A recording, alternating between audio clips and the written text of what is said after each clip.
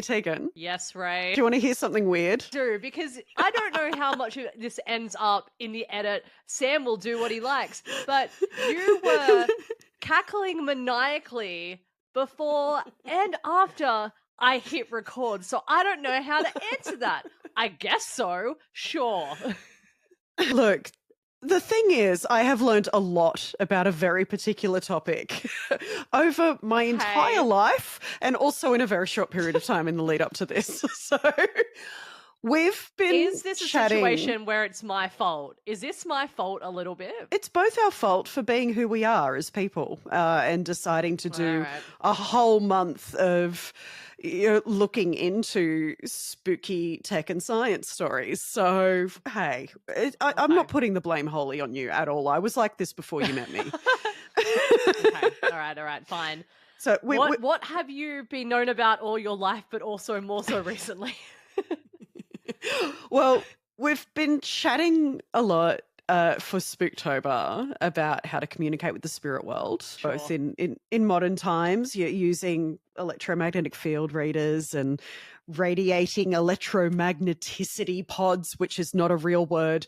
And It is also, not, no. It's really not. It's totally made up. And also looking back to the spiritualist movement, which coincided with the invention of telecommunications. So it was a very confusing time to talk to people remotely. You did not know if they were living or dead. People genuinely believed both things equally, which I think is wonderful. Yep. Yeah. We need some, like, why don't we bring that back? As we go into the 6G age, why not? Like, we could be talking to dead ancestors. Who knows? Telstra, builders in your court. We go back to around 1894 for this one, because this is when communications from the spirit world changed a little bit with the emergence of a substance known as ectoplasm. Oh no. Oh, this might be my fault. Look, you spoke a little bit about ectoplasm in at least one kind of spooky episode that we did in our former podcast, Queens of the Drone Age. I feel like maybe I blocked some of it from my memory for a really good reason, but please hit me with whatever this is. So first of all, it's important to know the name ectoplasm was coined by a Nobel laureate who was a French that's legitimate. physiologist. Yeah, absolutely.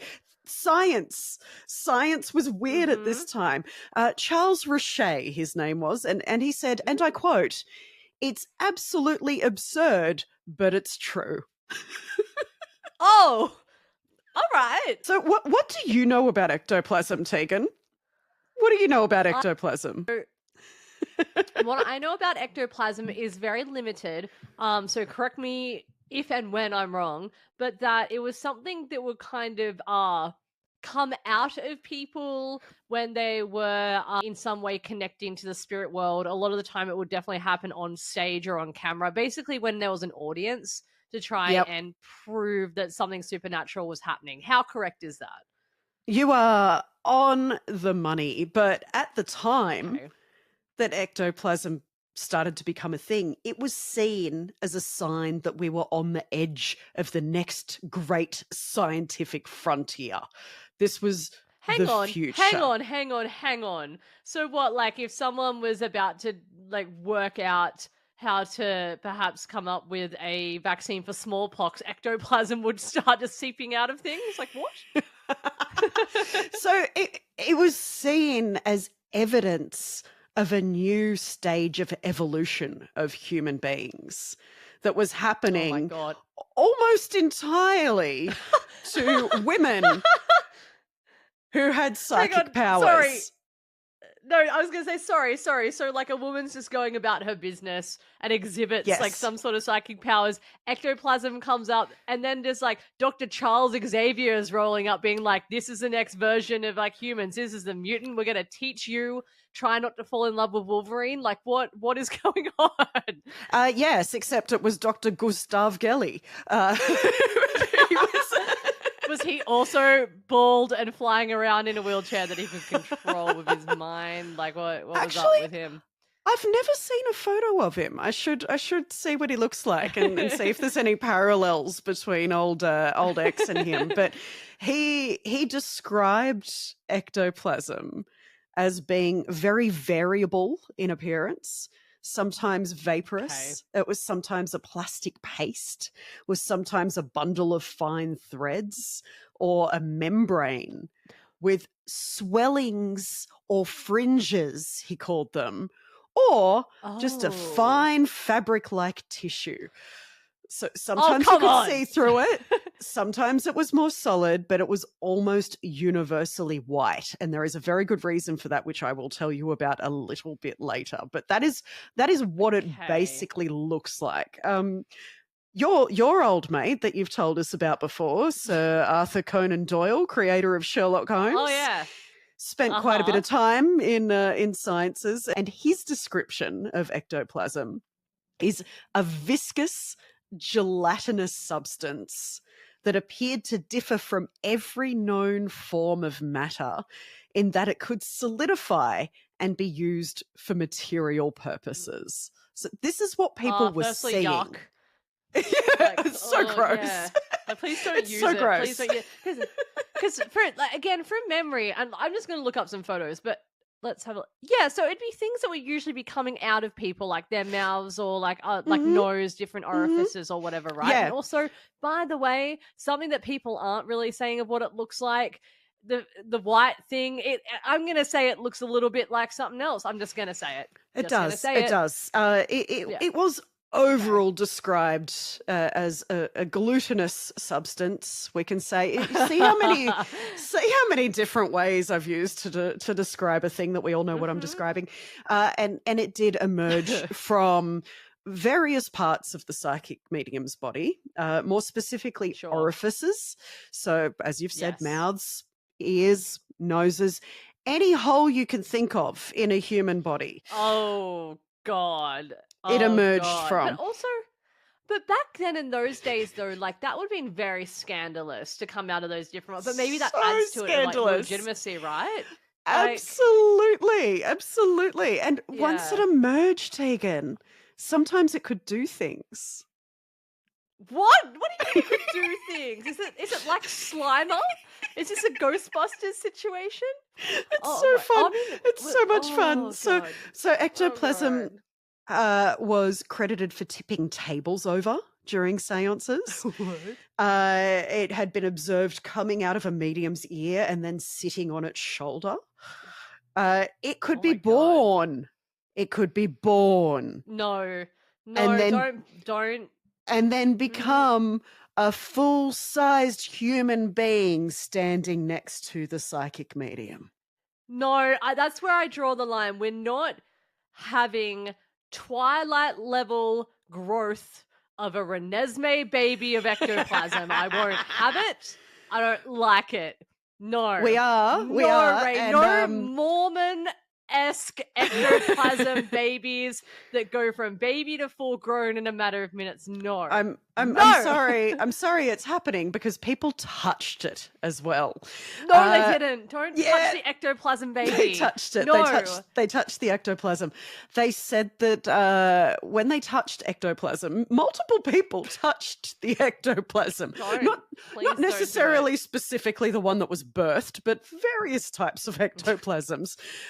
Some said that it was elastic and appeared to be sensitive. It was sensitive to touch. So they said like that. one description, I adore this description, said it behaved like the eyes of a snail. You know when you touch a snail's eyes and they retract? We don't do that to the poor snails. And then after a little while it pops back out again. That's what ectoplasm apparently did, according to scientists at this time. This isn't just random people, Tegan. These were the leading minds of science at the time. Okay, but how many of them had lead poisoning or something, right? There was so many. So many of them had lead poisoning. We're talking about a specific time period where this was known to happen. Also, I can't get the image out of my mind now of the ectoplasm, like the snail ectoplasm, but it's coming from someone's ear for some reason, then retracting. Yeah. I Yeah, don't it's like it's that. it's I mean, that's a disgusting. me thing. Yeah. Mm, It's absolutely mm. disgusting. So your mate Doyle over My there, mate. he Okay. said that Why he is he my described, mate? Like, because you've talked about him to me before. I have. And look, this was in a previous episode in Spooktober that Arthur Conan Doyle apparently was a very big believer in this kind of thing. Absolutely. Yeah. So he Yeah. said that ectoplasm was more like a sensitive body part of the medium. And if it was seized or pinched, this is his Mm-mm. quote, the medium cried aloud. So Maybe he should not do that to people. Maybe keep your hands to yourself, Arthur Conan Doyle. Like, go back to writing about your detective who was an addict. How about absolutely. that? I think we've discovered why Oh, Sir God. Arthur Conan Doyle maybe was touching ectoplasm. It might not have been the lead, Tegan. It may have been other Mm. substances. So it's very much worth pointing out, given all of this background, Mm. that ectoplasm emerged. Emerged. Sorry, it emerged at a time when women's bodies, in particular, were being treated in more invasive ways than ever before in history. So we had, Mm. gynecological instruments like the speculum being used for the first time. Mm. So, men could crank you open and take a peek inside. They'd never been able to do that before. Parts of our Yeah. anatomy were being medically removed, like our ovaries, designed to treat things like, nymphomania and hysteria, which appears Sure. to be having a mind of your own, right? I just worked it out. Is the ectoplasm actually just the wandering womb? Is it going around and that's why it's coming out of different parts of your body? The ectoplasm is a wandering womb escaping the body. I The believe that madness finally leaves us. you may have made a connection that others have made that I did not come across in my research, and I fully subscribe to your belief here. But still, No, like, I'm the first one to have ever said this. This is my discovery. that's what most men I'm a say when science they write now. a book of quotes. Like, I'm pretty sure Marcus Aurelius didn't say all that stuff for the first time either. But Oh, if a bunch of men in like the late 19th century can say like, oh, this thing that is like super obviously fake might be also science, I can say that this is the first time that anyone has called the wandering wound ectoplasm. Like, I can call it that. absolutely, I think you definitely Whatever can. I want. I think given everything I've told you so far, Tegan, like it's pretty incredible that any of this was taken seriously at all, especially by great scientific Yes. minds of the time. And especially because, the ectoplasm producing mediums, most of whom were women making use of a Yeah. very handy orifice, they were absolutely grifting. Absolutely 100% grifting. Yeah, it was a huge thing at the time. Spiritualism was massive. There was so many different ways to fake this kind of thing, and a lot of tech that was being used to do it as well. Yep, So I am not absolutely. surprised by any of this. Yeah. So a few ways that ectoplasm was faked. Swallowing and regurgitating cheesecloth, or storing and reproducing cheesecloth. You can take that as you wish. Oh, different sort of cheese that's getting produced. Then is. Oh, I'm so sorry. I'm no, so Tegan. No. I don't know how much we could keep that.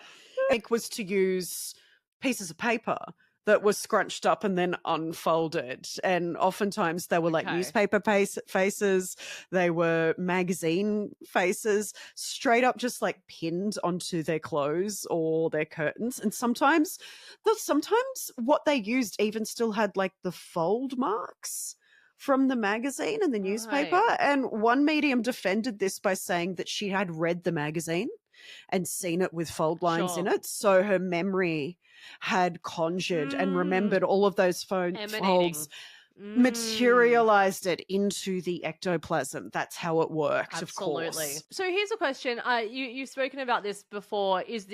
Was some of this still able to get away with it? Because I mean, people of this time had seen and read newspapers before they knew what they were. Was it because it might be in a seance situation where it was like the smokiness and the incense and they could maybe get away with it a little bit more, looking a bit dodgy? 1,000%. So a big Yeah. reason why they all got away with this so long is because it was dark. like just straight up dark, because the knowledge that they had about ectoplasm was that it was destroyed in the light. It was a vampire, basically.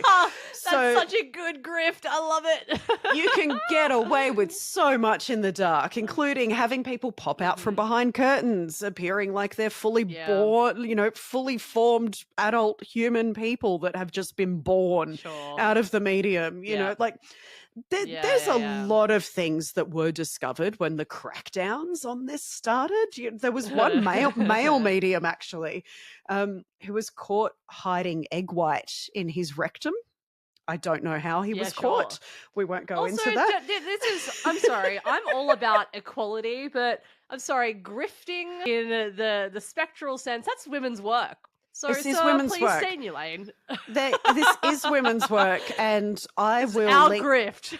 I will link you, and I will link our listeners as well to a thesis written by a woman who did her doctorate in the women's role in the spiritualism movement and how it was empowering for women at the time. It's like this is an act of feminism doing this, going, I'm going to produce ectoplasm. Get that bag, ladies. Yeah. Like, get that bag. I love it. I'm here for it. Like, there's ones that I want to know. Like, again, it would be so specific to the situation, but like the retraction stuff, or when they saw I would love to know how they did it, especially when they were obviously using so many different types of materials depending on the many different materials. To do it. There was even one woman, she used a carved like cow's liver carved into the shape of a hand that would emerge from her stomach, like obviously between her robes and everything, like it would just come out. Sure.